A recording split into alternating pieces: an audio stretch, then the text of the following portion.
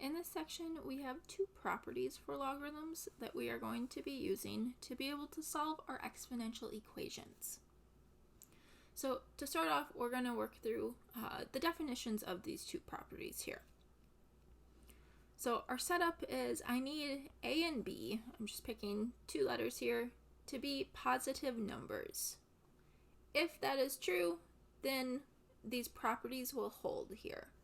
The first one being our power property, where if I have something that looks like log of a to some power, which I'm just going to call r, this can be rewritten as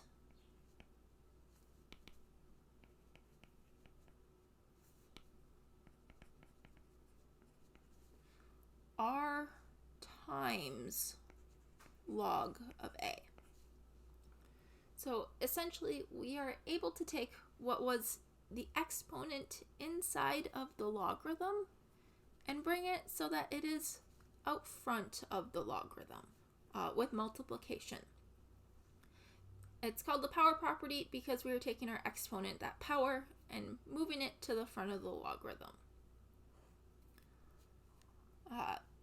This essentially works because, remember, our exponents are telling us what the logarithm is equal to. This is just a case that works specifically for any logarithm, just not necessarily a base 10, to deal with our exponents here. So a couple of examples of this. If I have log of 64, well, we know 64 is 8 squared. So it's the same thing as log of 8 squared. And now I have an exponent in there. I have that squared, which means that this is actually the same thing. It can be rewritten as 2 times log of 8. As sort of a different way to be able to write this. Usually this is more useful, though, when we have a variable on the inside of that logarithm.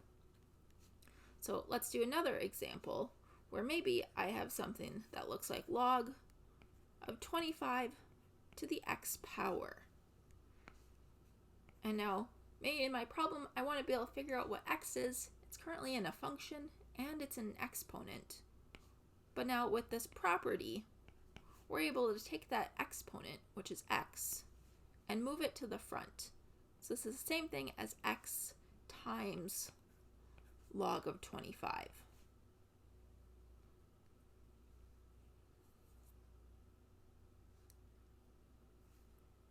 Our next property that we have is what we call the one-to-one property. So to start off, if a is equal to b, remember those are our two positive numbers that we set up at the beginning, then we have that log of a is equal to log of b. A lot of times I refer to this as taking the log of both sides because I am putting both sides of my equation into our logarithm function. With our one-to-one property, we also have the other direction, that if log of a is equal to log of b, then a is equal to b. So it works both ways for this. However, a lot of times we're just going to use that first direction, that if we have two sides of our equation, then we can put both of them into the logarithm and they're still equal to each other. So now let's work through an example to be able to use these properties to solve for logarithm, our exponential equations. So to start, we have a half-life problem that polonium-210 has a half-life of 140 days. Remember, that means it takes 140 days for half of it to decay. And then if there is a sample of 100 milligrams, the amount of polonium-210 present in t days is given to us by this function here. A of t is equal to 100 times 1/2 to the t divided by 140. Our first problem is asking us how many grams will be left after 310 days. We have been given a time and we're asked to find the amount, how many grams. And I'm going to change this here to be milligrams instead, because we started off with milligrams and I don't really want to deal with figuring out the amount of grams that would be. So how many milligrams do we have left after 310 days? Well, I need to replace t with 310 in my equation. So A of 310 is equal to 100 times 1/2 to the 310 divided by 140.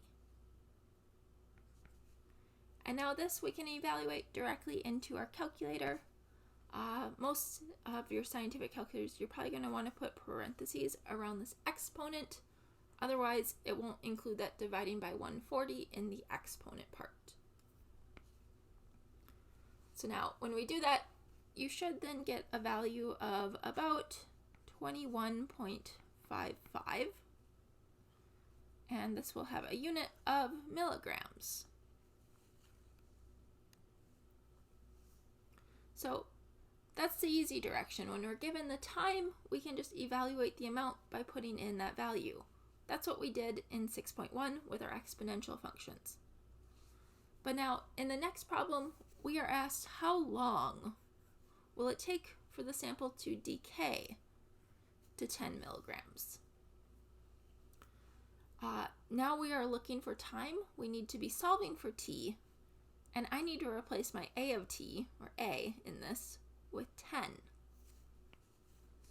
So that means my equation is going to be 10 equal to 100 times 1/2 raised to the t divided by 140. And now, in this class, we only went through those two specific properties with exponential functions, which means there's an important first step that we need to always do when we start for trying to solve this for t.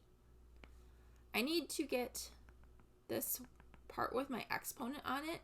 In this case, it's the 1/2 to the t over 140, all by itself. That needs to be the only thing on that side of the equation. Which means we need to deal with this multiplied by 100 part first. So to do that, to undo the multiply by 100, I'm going to divide by 100. But we need to do that on both sides of our equation.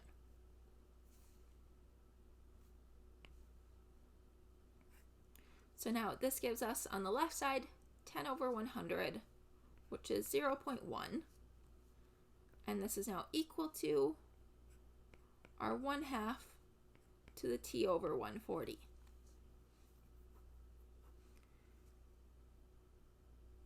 And now this is where we want to use the one-to-one property.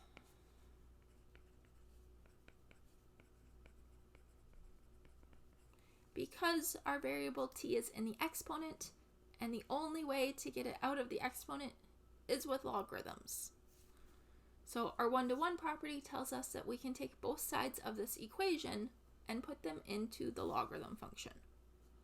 So we are going to have log of 0.1 equal to log of 1/2 to the t over 140.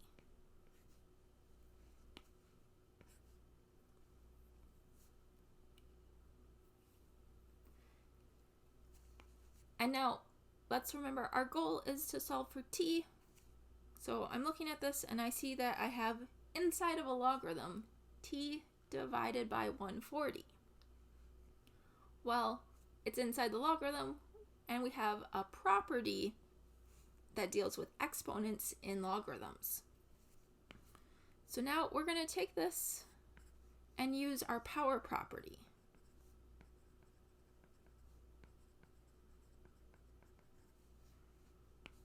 So our left side of the equation, I'm not going to touch. It's still log of 0.1. But then the right side, that t over 140, that can be brought to the front of that logarithm that it's in. So this is going to be t over 140, and then this is being multiplied by log of 1/2.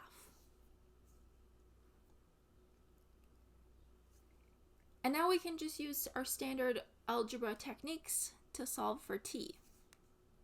I first noticed that t is being divided by 140, so to undo that, I'm going to multiply by 140, and I need to do that on both sides.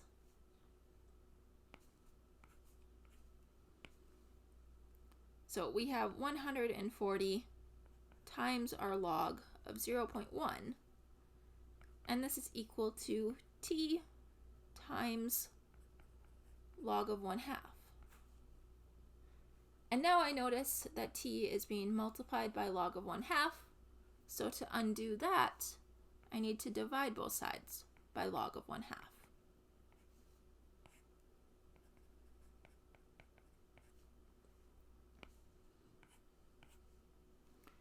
And now this gives us what t is equal to, because my right side is only t left over there. So t is equal to 140 log of 0.1 divided by log of 1/2.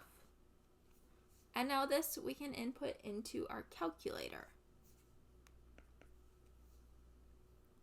So now when you put this in, if I want to round to the nearest day, I should get a value around 465 days for how long it would take to become 10 milligrams.